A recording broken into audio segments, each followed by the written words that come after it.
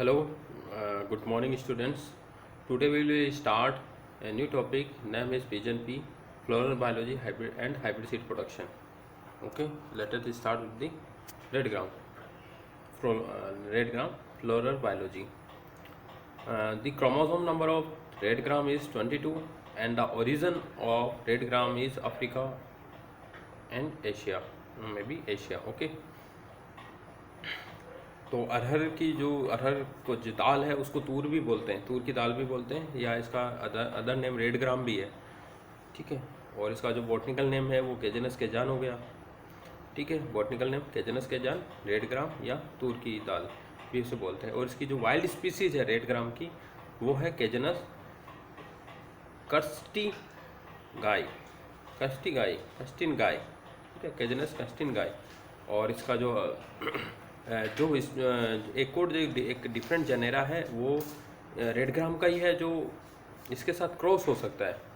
मतलब wild species के साथ में क्रॉस होना थोड़ा डिफ़िकल्ट होता है, इसलिए एक जनेरा है जो इसके साथ क्रॉस कर सकता है। यदि कोई जीन वगैरह आपको ट्रांसफ़र करना वाइल्ड स्पीसीज से, तो आप जो इसका क्रॉसेबल जनेरा है राइनोकॉन्चिया को यूज़ में ले सकते हैं to transfer the gene against the biotic and abiotic stress. अब इसके रेड ग्राम के बारे में जान लेते हैं कि केजनस के जो अदर वाइल्ड स्पीसीज है वो एक तो है एटिलोशिया और एटिलोशिया लेंसटा। ठीक है, लिंकाटा। तो ये इसका अदर वाइल्ड स्पीसीज है। और इसका बॉटनिकल जो डिस्टिंक्ट वेराइटी अभी वो इसकी जो बॉटनिकल डिस्टिंक्ट वेराइटी है वो आपकी केजनस केजान वेराइटी बाइकलर। ठीक है ना, जो मतलब ये बाइकलर है, यही कल्टिवेटेड स्पीसीज है। बाकी जो अटोलेशिया लिंकाटा ये और या दूसरी राइनोकॉन्चिया, तो वो कल्टिवेटेड नहीं है, वो वाइल्ड स्पीसीज है। और उन स्पीसीज को केवल आप जीन ट्रांसफ़र करने के लिए for the resistance against the biotic and abiotic resistance वो आप ले सकते हैं वहाँ से। ठीक है, और जो केजनस केजान वेराइटी फ्लेवर्स है, जो तूर है, ये short duration early maturing variety है। और जो इसका मतलब आपको डिस्टिंक्ट करना है तो इसका जो पेटल का कलर आप देखेंगे, पेटल होता है, सेपल के बाद में पेटल होता है, जो सेकंड वर्ल्ड है फ्लावर का, तो उसका पेटल का कलर येलो होगा। फ्लावर में जो होगा उसका पेटल वो येलो होगा। और जो पोड है इसके ग्रीन कलर के होंगे, ग्लेब्रस टाइप के होंगे, यानी कि थोड़ा बहुत हैरी होंगे। अब हम नेक्स्ट देख लेते हैं कि इसका ब्रीडिंग ऑब्जेक्टिव क्या है अरहर के अंदर। तो ब्रीडिंग ऑब्जेक्टिव के अंदर मतलब सीधी सी बात है, तो हमें हाई यील्डिंग वैरायटी बनाना होता है, शॉर्ट ड्यूरेशन होनी चाहिए, जितने जल्दी वो पकेगी उतने ज़्यादा अच्छी है, और ज़्यादा यील्ड देगी उतने अच्छी है। तो इसकी जो हाई यील्डिंग जो वैरायटी है और लेकिन वो लॉन्ग ड्यूरेशन है। ठीक है, तो वो long duration high yielding variety और जो रेनफेड कंडीशन में भी उग सकती है। मतलब रेनफेड जहाँ पे बरसात कम होती है ना, तो वो कम बरसात वाले एरिया के अंदर आप जो वैरायटी काम में ले सकते हैं, एक है SA1 जो 1940s में रिलीज हुई, और CO6 और जो कि म्यूटेशन ब्रीडिंग से डेवलप हुई थी। तो ये हाई यील्डिंग और रेनफेड कंडीशन में और लॉन्ग ड्यूरेशन की वैरायटी, यानी कि ज़्यादा टाइम लेती है पकने के लिए। लेकिन शॉर्ट ड्यूरेशन वैरायटी है वो है आपकी ICPL 87 एग्रीसेट ने डेवलप की थी। और एक वेम्बम है जो 110 दिन के अंदर लगभग पक जाती है, ये वाम्बम फर्स्ट है। तो ये अर्ली ड्यूरेशन वैरायटी, मतलब कि कम टाइम लेके ये वैरायटी डेवलप हो जाती है 105 दिन में। बाकी जो दूसरी वैरायटी में 120, 130, 135 डेज ले लेती है, लगभग मतलब 4 महीने लगभग ले ली, 4 महीने है उससे ज़्यादा टाइम वो लेती है। और ये मतलब कि आपके मान लो कि 3-3.5 महीने के अंदर ही ये आपकी ये वैरायटी ICPL वाम्बम है, ये पक जाती है, मेच्योर हो जाती है। ठीक है, और जो नेक्स्ट ब्रीडिंग ऑब्जेक्टिव है कि आपको हम ऐसा किसके लिए ब्रीडिंग करें, बोल्ड ग्रेन हो, ग्रेन की साइज़ क्या थोड़ी बड़ी हो, मोटी हो, बोल्ड ग्रेन टाइप का हो, और डिजायरेबल सीड कोड कलर होना चाहिए। तो वो एक वैरायटी डेवलप हुई थी HY3C, ये लॉन्ग ड्यूरेशन वैरायटी है। और ये डल वाइट, यानी थोड़ा पूरा भी वाइट नहीं है, थोड़ा डल वाइट कलर है इसका सीड कोड का कलर, और उसका बोल्ड ग्रेन है। तो ये ब्रीडिंग ऑब्जेक्टिव जो फुलफिल किया HY3C ने किया था। और जो अदर वेराइटी है वेजिटेबल टाइप में है, ये पेरेनियल वेराइटी है, यानी कि पूरे साल भर ही चलती है लगभग, है ना, साल भर 2-3 साल तक कंटिन्यूस ये उगती है।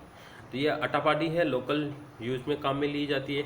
एक BSRI ये वैरायटी है रेड ग्राम की, जिसके अंदर ग्रीन पॉड कलर है और एज ए वेजिटेबल काम में ले सकते हैं। तो क्वेश्चन आपके आ सकता है एग्जाम में कि कौन सी वैरायटी है रेड ग्राम की जो एज ए वेजिटेबल काम में लेते हैं, वो आपको है BSRI।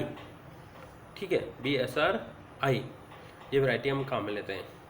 और resistance against the disease and paste, तो आपकी जो इसका मेजर जो पेस्ट होता है रेड ग्राम के अंदर, वो आपका हेलियोथिस है, ये इसका मेजर पेस्ट है। और इसके अंदर जो इसमें क्या होता है, और जो ससेप्टिबल वैरायटीज़ होती है उसमें होता क्या है, उनके जो क्लस्टर है वो टर्मिनल साइज पे होते हैं, पूरा इंसेक्ट उसे खा जाता है ऊपर की साइड होने की वजह से, है ना। तो इसके लिए भी हमें वैरायटी डेवलप करना है। डिजीज़ के लिए बात करते तो इसकी मेजर जो डिजीज़ है वो स्टेलिटी मोजेक वायरस है, वायरल डिजीज़ है। रूट रोट है, ये फंगल डिजीज है, ब्लाइट है, और फंगस से भी हो सकती है, ये बैक्टीरिया से भी हो सकती है, मोर इम्पॉर्टेंट डिजीज़ है। जो इसकी और इसकी वाइल्ड स्पीसीज है जो कैजनस स्कारबोइडिस और कैजनस लिंकाटा, तो इसके अंदर ये रेजिस्टेंस जीन है। तो आप इन सोर्स को यूज़ में ले सकते हैं for the transfer of resistance gene against the disease of blight, मतलब कोई भी वायरल या बैक्टीरियल डिजीज़ है और या फंगल डिजीज़ है, उसका रेजिस्टेंस मिल जाएगा। फिर यदि हम हाई प्रोटीन की बात करें, हाई प्रोटीन और उसकी क्वालिटी की, तो जनरली इसके अंदर रेड ग्राम में 23% प्रोटीन होता है, और इसकी वाइल्ड स्पीसीज होती है उसमें लगभग 27 से लेकर 29% तक प्रोटीन होती है, यानी कि उनकी वाइल्ड स्पीसीज में ज़्यादा प्रोटीन मिल रहा है compare to their cultivated species. ठीक है, और अब हम बात कर लेते हैं इसका इसका एक कलर होता है रेड ग्राम के अंदर, क्या रेड कलर होता है। तो वो रेड कलर किसकी वजह से आता है, ये भी बहुत एक इम्पॉर्टेंट क्वेश्चन है जो एग्जाम में पूछा जाता है और आ भी सकता है। तो इस रेड ग्राम को रेड ग्राम बोलते हैं, यानी लाल कलर है इसका, सीड कोट का कलर। और वो सीड कोट का जो लाल कलर है वो पॉलीफिनोल, जो कि एक टैनिन है, जो ये टैनिन पॉलीफिनोल है उसकी वजह से उसका लाल कलर हो जाता है then the white seed coat colour, है ना। और जो प्रेफरेंस है इसकी सीड कोट को, so preference is towards the white seed coat colour. Red gram contain the lesser amount of sulphur containing amino acid. ठीक है, और जो रेड ग्रेन है और उसके अंदर जो सल्फर कंटेनिंग अमीनो एसिड्स हैं बहुत ज़्यादा अच्छे हैं, क्योंकि ऑयल होना चाहिए और प्रोटीन बनाने के लिए भी ज़रूरत होती है उसकी। तो हमें क्या प्रेफर करना चाहिए। आप थोड़ा कॉमन सेंस लगाएंगे तो सीधी सी बात है, जिसके अंदर टेनिन कम होगा, पॉलीफिनोल्स कम होंगे, हम उसको क्यों प्रेफर करेंगे। हम तो उसको प्रेफर करेंगे जिसके अंदर टेनिन कम हो। ठीक है, तो हम उसको प्रेफर करेंगे, इसलिए जो कम रेड कलर है या वाइट कलर के जो सीड हैं हम उसको ही प्रेफर करेंगे then the red colour seed of red gram. ठीक है, और एक और चीज़ ये है कि जब हम प्रोटीन कंटेंट को बढ़ाते हैं तो laser amount of amino acids हो जाते हैं, मतलब जो रिक्वायर्ड एसेंशियल अमीनो एसिड्स होते हैं जो हमारी बॉडी के लिए बहुत ज़्यादा ज़रूरत है, तो वो एमिनो एसिड कम हो जाते हैं। ओके, एमिनो एसिड्स की जो इम्पोर्टेंट एमिनो एसिड है, एसेंशियल एमिनो एसिड्स हैं रेड ग्राम के अंदर, वो उनकी कंसंट्रेशन कम हो जाती जब आप प्रोटीन कंटेंट के लिए ब्रीडिंग करते हैं, क्योंकि ब्रीडिंग करेंगे तो प्रोटीन कंटेंट बढ़ जाएगा रेड ग्राम में। तो बढ़ने से क्या होगा, उसका जो रिक्वायर्ड एसेंशियल एमिनो एसिड्स हैं वो कम हो जाएंगे। तो इसका थोड़ा ध्यान में रखना है कि प्रोटीन भी बढ़ाना है और एसेंशियल एमिनो एसिड्स भी कम नहीं होना चाहिए, तो दोनों का ध्यान रखना है। इसलिए ऐसे प्लांट का हमें सिलेक्शन करना चाहिए जो दोनों ही रिक्वायरमेंट को फुलफिल करे, कि प्रोटीन भी ज़्यादा हो और एसेंशियल एमिनो एसिड्स भी उसमें ख़त्म नहीं हो, ये वाली चीज़ें। अब कौन कौन से अब ब्रीडिंग मेथड्स होते हैं that we can use for the increase the grain yield as well as its quality parameters. Okay, तो अब डिफरेंट ब्रीडिंग मेथड है कि फर्स्ट वन बाय वन अपन देखेंगे। इंट्रोडक्शन यानी कि हम बाहर से कोई वैरायटी लेके आ गए या बाहर से कोई वैरायटी लेके आए, उसमें कुछ चेंजेस कर दिए, तो ऐसी वैरायटी हमने डेवलप की है वो इंट्रोडक्शन से। प्रभात शॉर्ट ड्यूरेशन एक वैरायटी है जो कि IRA से डेवलप हुई है, और इक्रीसेट से ICPL 87 वैरायटी डेवलप हुई है ना। तो IRA इक्रीसेट से डेवलप हो रही है, दैट मीन कि क्या है, ये सेकंड इंट्रोडक्शन हो गया। तो सेकंड इंट्रोड्यूस करके सेकंड इंट्रोडक्शन से ही ये वैरायटी डेवलप हुई है। यानी कि बाहर से वैरायटी ले उसमें कुछ चेंजेस किए, हाइब्रिडाइजेशन या सिलेक्शन कर पुरा के इसमें चेंजेस करके ये वैरायटी डेवलप की इन्होंने। फिर सेकंड है कि pure line selection. Pure line तो आपको पता ही है कि प्योर लाइन क्या होती है, single homozygous plant obtain from selfing in self pollinated crop, उसको प्योर लाइन बोलता है। और प्योर लाइन सिलेक्शन का पूरा एक मेथड होता है, इंडिविजुअल प्लांट सिलेक्शन होता है। तो वो इंडिविजुअल प्लांट सिलेक्शन करके करके एक जो वैरायटी डेवलप होती है, इसके अंदर नाम इसमें नहीं दिया है, ठीक है। तो प्योर लाइन सिलेक्शन में काम में ले सकते हैं रेड ग्राम में। और हाइब्रिडाइजेशन और सिलेक्शन के द्वारा इंटरवेराइटल इंटरवेराइटल यानी कि दो वैरायटी के बीच में क्रॉस जो कि इसका सेम स्पीसीज है। तो VBN एक वैरायटी डेवलप हुई जो कि प्रभात और NY34 का क्रॉस है, ठीक है। और इंटर जेनेरिक क्रॉस है वो कैजनस केजान और कैजनस लिनियाटा का क्रॉस है, ठीक है। और अदर मेथड है मास सिलेक्शन। मास सिलेक्शन है कि phenotypically large number of plant select करते हैं और एज इट इज़ उनको बल्क में ग्रो कर देते हैं, 2-3 साल तक एज इट इज़ बल्क में ग्रो करते हैं, फिर उसका PYT MYT करके सीड डिस्ट्रीब्यूशन हो जाता है। पॉपुलेशन इंप्रूवमेंट भी होता है। पॉपुलेशन इंप्रूवमेंट का मतलब ये होता है increase the gene and genotypic frequency in A population, okay. तो कुछ अनडिजायरेबल लाइन्स होती है, वो वीक लाइन्स होती है, उनको इम्प्रूव किया जाता है। उनके अंदर जो डिजायरेबल जीन है, जो रिक्वायर्ड हमें जीन चाहिए, डिजायरेबल जीन का मतलब होता है उसके अंदर रेजिस्टेंस के जीन हो, हाई हेल्डिंग जीन हो, हाई प्रोटीन क्वालिटी के जीन हो, तो उनको बढ़ाया जाता है बाय टेस्टर को। टेस्ट से देखा जाता है कि कौन सा अच्छा है। आपको बताया था कि पिछले कुछ क्लास के अंदर की रिकरेंट सिलेक्शन फॉर GCA भी होता है, SCA भी होता है, दोनों के लिए भी होता है रेसिप्रोकल में।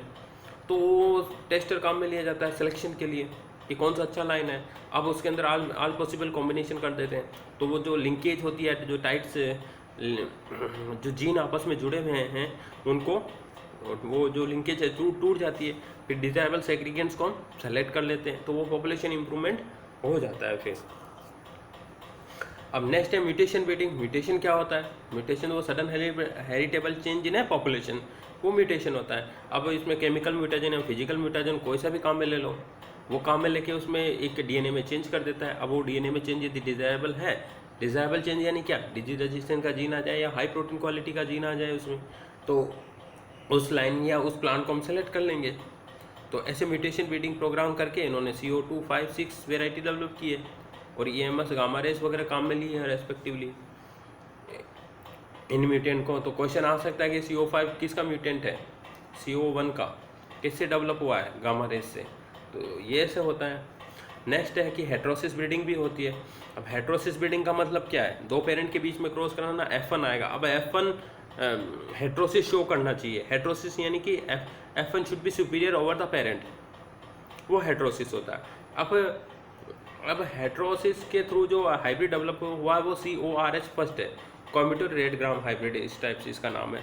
कोयम्बटूर रेड ग्राम हाइब्रिड 1, कोयम्बटूर हाइब्रिड रेड ग्राम हाइब्रिड 2, ठीक है।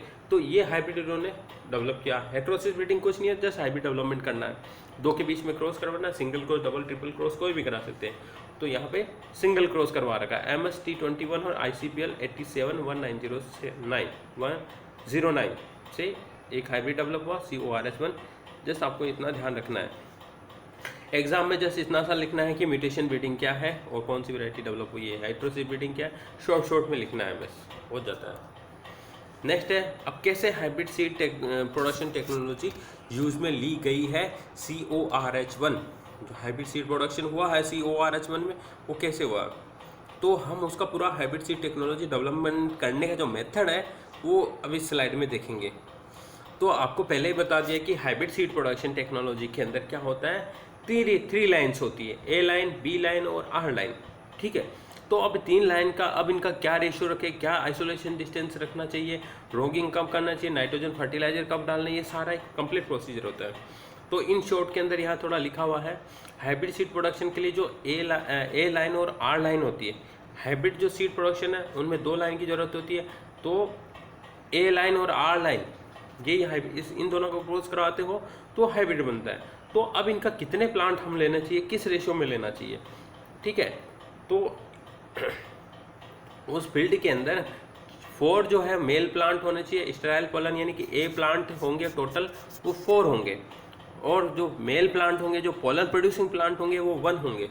तो 4:1, 1 मेल 4 फीमेल, ठीक है।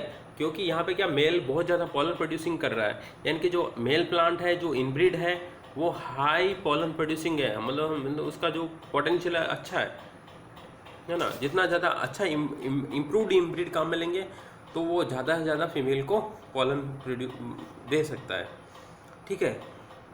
जो आइसोलेशन डिस्टेंस रखना चाहिए अदर प्लॉट से। आइसोलेशन डिस्टेंस का मतलब होता है कि जहाँ आप हाइब्रिड सीड प्रोड्यूस कर रहे हैं तो दूसरे प्लॉट से उसका कितना डिस्टेंस है।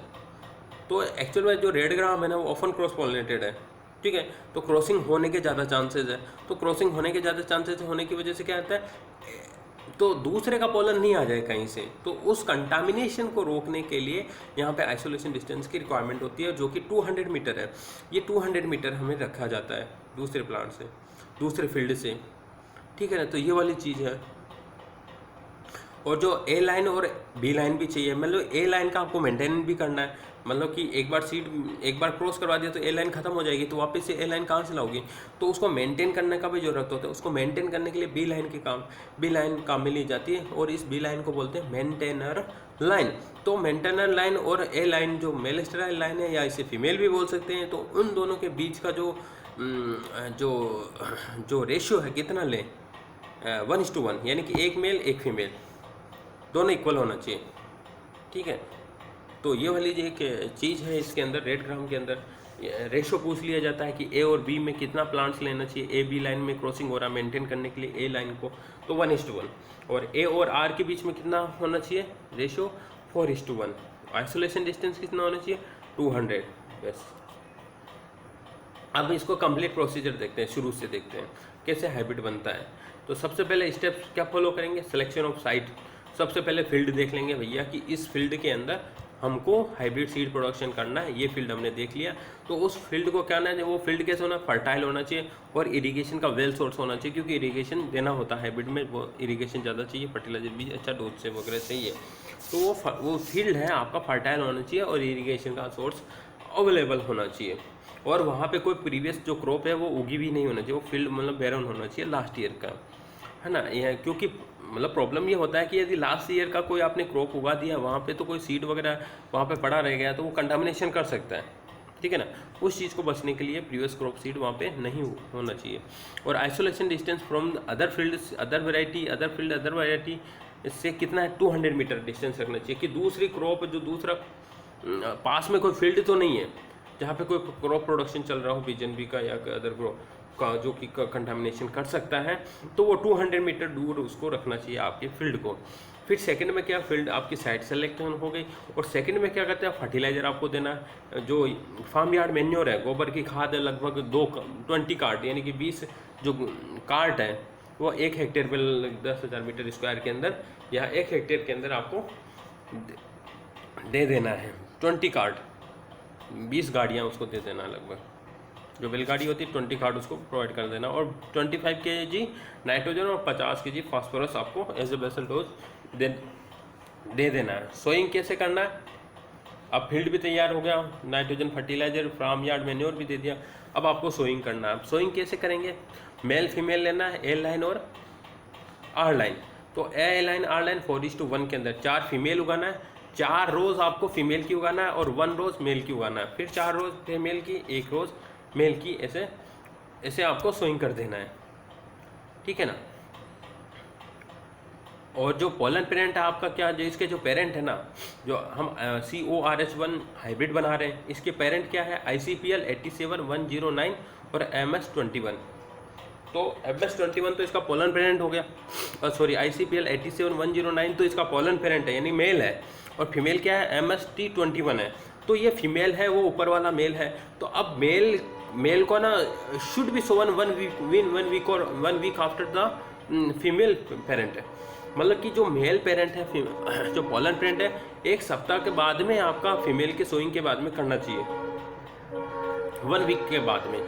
क्या होगा कि मान लो कि यदि क्या होता है, पोलन हमको मिल नहीं पाता, या फीमेल का मेच्योरिटी आपका नहीं हो रहा प्रॉपरली, पोलन आपको मिल नहीं रहा है, तो आपको 1 वीक के बाद में आपको यदि पोलन भी मिल रहा है तो, और जो स्टिग्मा रिसेप्टिविटी भी वैसे भी वो 5-6 दिन रहती है, तो आपको इजीली से आप पॉलिनेट कर सकते हैं, पोलन भी आपको मिलता जाएगा, लंबे टाइम तक आपको पोलन मिलेगा।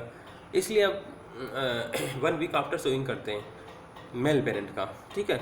और row to row, plant to plant, यानी कि एक रो दूसरी रो के बीच में डिस्टेंस 45 और प्लांट के बीच में डिस्टेंस 15 सेंटीमीटर। मतलब एक रो में प्लांट उगा रहे हैं और दूसरी रो में भी उगा रहे हैं, तो दोनों रो के बीच की डिस्टेंस आपकी 45 सेंटीमीटर होना चाहिए, ठीक है। और एक प्लांट और दूसरे प्लांट के बीच में 15 सेंटीमीटर होनी चाहिए, है ना। और जो आपका जो नाइट्रोजन उस टाइम सोइंग के टाइम में भी आपको एक तो बेसल डोज आपने दे दी थी वहाँ पे, अब सोइंग कर दिया, अब सोइंग के बाद में फिर से नाइट्रोजन देना है। वो किस रेशियो में देना, 4:1 रेशियो में। वही सेम टू सेम है, याद करने के लिए इजी रहेगा कि हमने मेल फीमेल रेशियो भी 4:1 रखा था हाइब्रिड सीड प्रोडक्शन के लिए। तो यहाँ पर सीड प्रोडक्शन के लिए सोइंग के टाइम अगेन नाइट्रोजन हमको देना है, तो वो भी रेशियो 4:1 में होना चाहिए। नहीं 40 kg नाइट्रोजन फीमेल को देना है और 5 kg नाइट्रोजन आपको मेल को देना, मेल रोज़ को देना है। यानी जो रोज़ लगा रखी 4 रोज़ लगाई है उसमें 40 kg दे देना है और 5 kg आपको जो एक रोज़ लगाई थी मेल प्लांट का, उसको जो कि पोलन पेरेंट है जिसका नाम है ICPL 87109, उसको 5 kg नाइट्रोजन दे देना है, कुल मिला के छिड़क देना है, ऐसे हो जाएगा, ठीक है। उसके बाद में क्या करना है, अब आपको करना है sowing should be done during, और जो सोइंग का ये टाइम बता रखा है दिसंबर में करने है, फर्स्ट फोर्टनाइट के अंदर। और जो क्रॉसिंग से कंटामिनेशन से बचाने के लिए क्या करना है, आपको बॉर्डर रो भी लगानी पड़ती है। जो फील्ड में आपने सोइंग कर दी है, मेल और फीमेल आपने लगा दी है फील्ड के अंदर, ठीक है। उसके बाद में क्या करती है, उसके जो फील्ड के चारों तरफ एज ए बॉर्डर रो बोलते हैं, जो फील्ड के चारों तरफ एक लगाई जाती है, जो कि कंटामिनेशन से प्रिवेंट करती है कि अदर पोलन पेरेंट या कोई भी फील्ड का दूसरे प्लांट्स है वो आके इसको कंटामिनेट नहीं करते।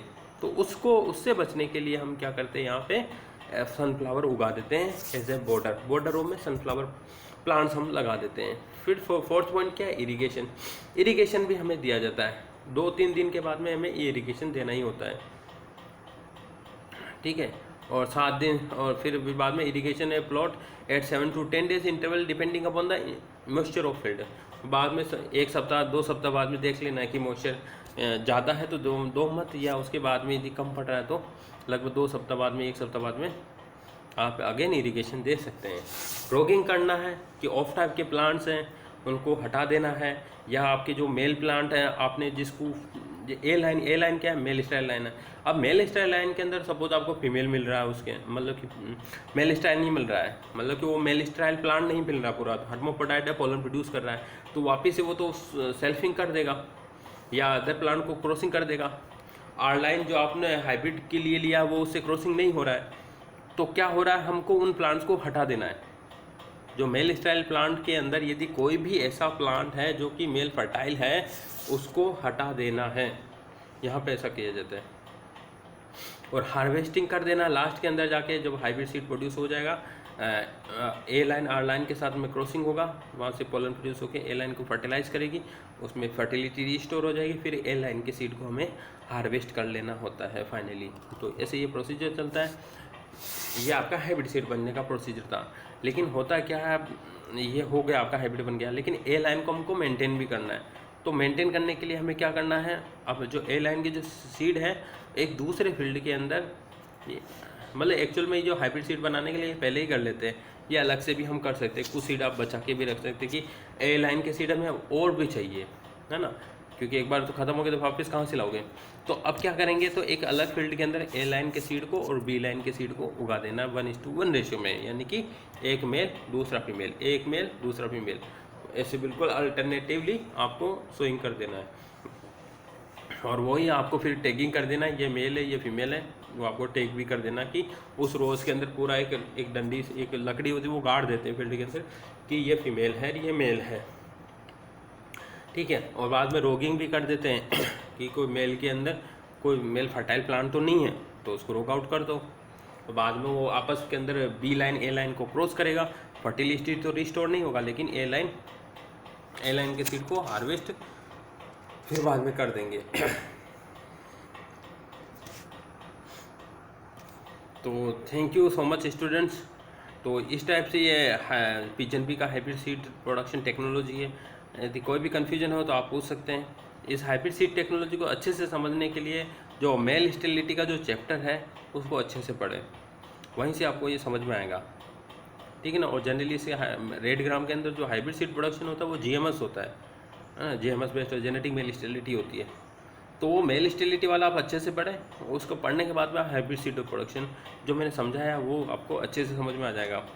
इसमें कुछ नहीं है, तो 3 लाइन है, A, B और R लाइन होते हैं। हाइब्रिड A/R होता है, मेंटेन के लिए A/B करना है, और किस रेशियो में लेना, क्या आइसोलेशन डिस्टेंस होने, बस इतना सा याद करना आपको, हो जाएगा।